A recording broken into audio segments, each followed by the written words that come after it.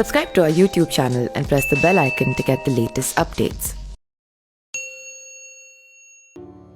रामेश्वर कुंड का नाम आपने कई बार सुना तो होगा, लेकिन इसके पीछे की पूरी कहानी शायद ही सुनी हो।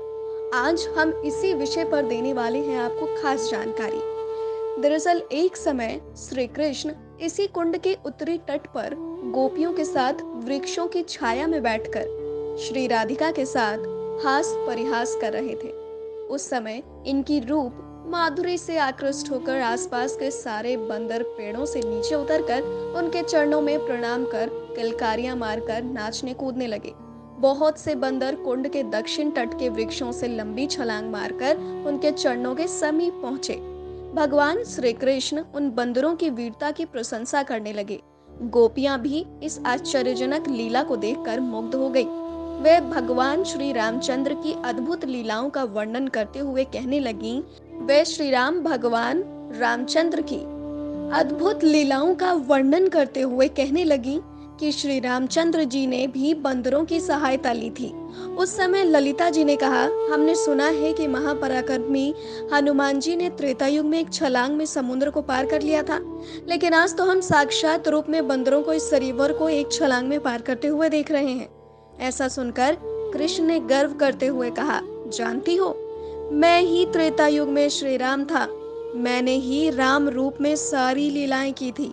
ललिता श्री रामचंद्र की अद्भुत लीलाओं की प्रशंसा करती हुई बोली, तुम झूठे हो, तुम कभी राम नहीं थे। तुम्हारे लिए कदापि वैसी वीरता संभव नहीं। श्री कृष्ण ने मुस्कुराते हुए कहा, तुम्हें विश्वास नहीं हो रहा है, लेकिन मैंने ही राम रूप धारण कर जनकपुरी में शिव धनुष को तोड़कर सीता से विवाह किया था।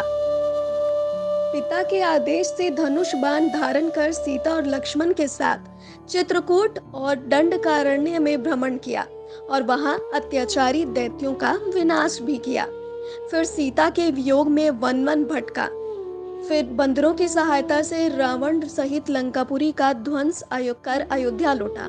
मैं इस समय गोपालन के द्वारा वंशी धारण कर गोचारण करते हुए वन मन में भ्रमण करता हुआ प्रियतमा श्री राधिका के साथ तुम गोपियों से विनोद कर रहा हूँ।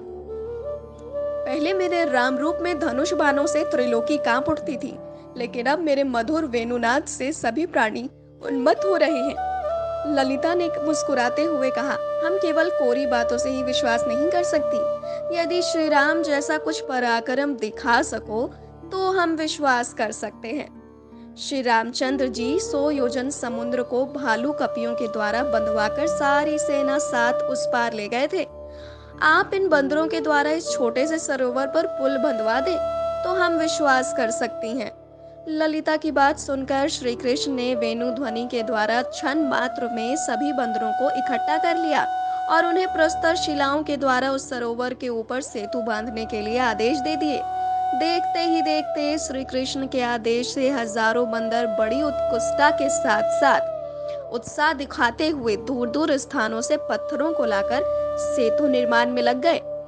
श्री कृष्ण ने अपने हाथों से उन बंदरों के द्वारा लाए हुए उन पत्थरों के द्वारा सेतु का निर्माण किया। सेतु के प्रारंभ में सरोवर की उत्तर दिशा में श्री कृष्ण ने अपने रामेश्वर महादेव की स्थापना भी की।